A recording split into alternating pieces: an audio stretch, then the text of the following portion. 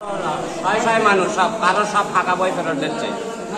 তার কারণ কি তা বলবে না, কারণ কি তা বলবে না। তারপরে হ্যাঁ আমাদের ভিসা দিক না আমাদের টাকা ফেরাই দিক, এছাড়া আর কি বলবো।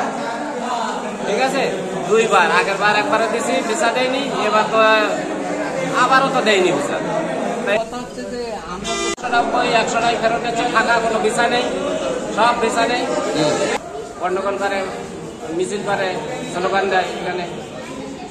ঠিক আছে, অনলাইন করেছি, আর এই 2 মাস পর আমার ডেট পড়েছে, আমি 10 তারিখে জমা দিচ্ছি।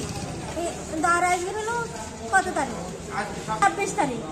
এই 26 তারিখে আজকে আমার কালকে আমার মেসেজ হয়েছে, আজকে এসেছি, আসি দেখি পাসপোর্টের ভিসা লাগেনি। কিছুই বলে না ওরা শুধু আমাদের কাছে স্লিপ দিচ্ছে, পাসপোর্ট ডেট আছে, ওরা কিছুই বলছে না যে কোন কারণে ভিসাটা লাগছে না, কোনো কথা ভিসা দিচ্ছে না।